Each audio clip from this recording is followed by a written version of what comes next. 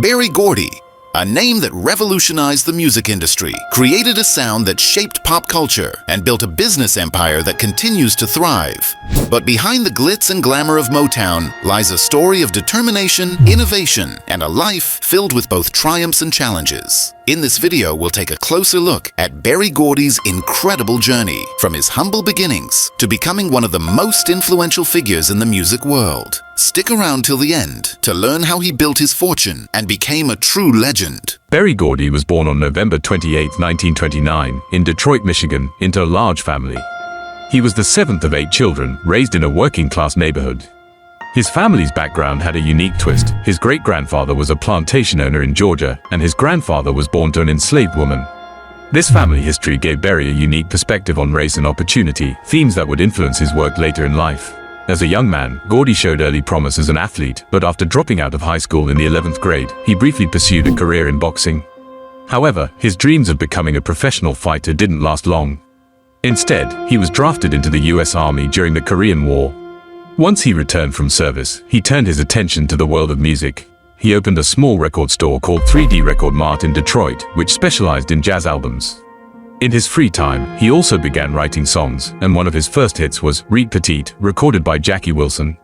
The success of that song gave Gordy the financial backing to take his passion for music even further. This marked the beginning of his extraordinary career in the music industry. In 1959, Berry Gordy took a huge leap and founded Tamla Records with an $800 loan from his family. At the time, Detroit was the epicenter of the R&B scene, and Gordy knew he was in the right place to make his mark. His first release on the Tamla label, Marv Johnson's Come to Me, became an instant hit. Shortly after, Gordy launched Motown Records, named after the Motor City, Detroit.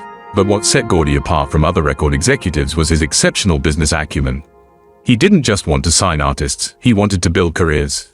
He meticulously crafted the Motown Sound, a unique blend of R&B, soul, and pop that appealed to a broad audience and helped break racial barriers. Under his leadership, Motown became the launchpad for some of the biggest names in music history, including the Supremes, Stevie Wonder, Marvin Gaye, and the Jackson 5. Motown wasn't just a record label, it became a global empire. Gordy's innovative approach to artist development, marketing, and branding changed the music industry forever. By the mid-60s, Motown was generating millions of dollars and shaping the music charts with hits like Stop, In the Name of Love by the Supremes and I Heard It Through the Grapevine by Marvin Gaye. Berry Gordy's rise to success wasn't without controversy. During the 1960s and 70s, Motown faced criticism for its image, which some believed to be too commercialized or mainstream. But Gordy's ability to turn challenges into opportunities is what truly set him apart. He faced the racial tensions of the time head-on, using his influence and power in the entertainment world to cross racial lines in ways no one had done before. While Motown initially focused on producing music that catered to white audiences, Gordy's vision transcended race. He made it clear that black artists could be stars and could achieve commercial success without compromising their artistry.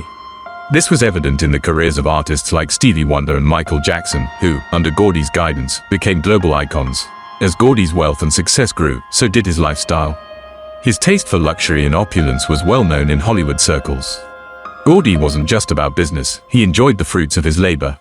His mansion in Malibu, bought in 1975 for $6 million, became the perfect retreat for a man who had everything.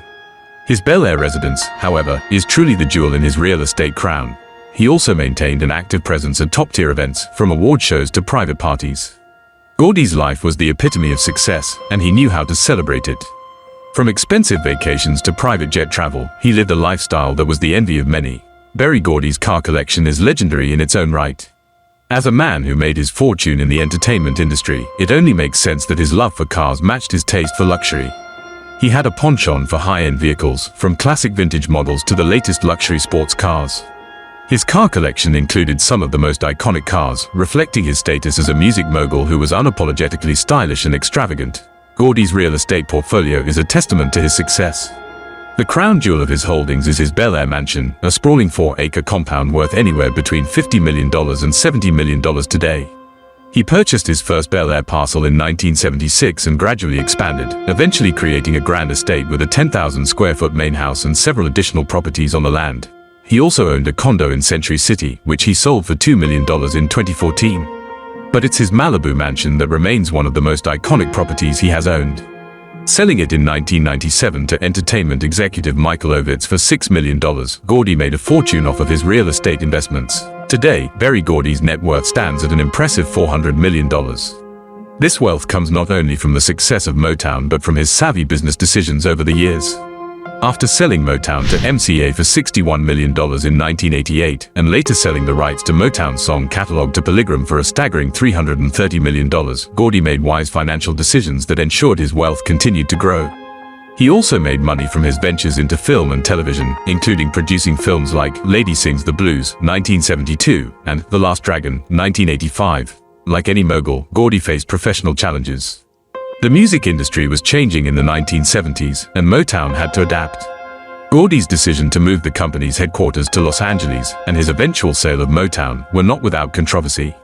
However, Gordy's ability to stay relevant and evolve with the times is what allowed him to continue thriving. He expanded Motown's influence into films and television, and his ability to spot and nurture talent kept him at the forefront of the industry for decades. Berry Gordy is not just a music mogul, he's also a philanthropist. Over the years, he has donated to various causes, particularly those related to education and the arts. In 2016, Gordy received the National Medal of Arts from President Barack Obama, who credited him for helping to create a trailblazing new sound in American music. Gordy has also been involved with several foundations that help disadvantaged communities and aspiring musicians.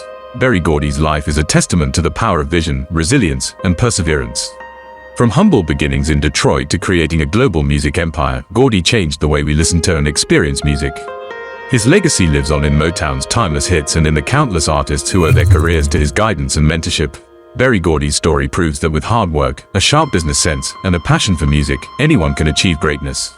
If you found this deep dive into his life fascinating, make sure to like, subscribe, and hit the bell icon for more. What do you think about Berry Gordy's impact on the music industry? Drop your thoughts in the comments below. See you next time.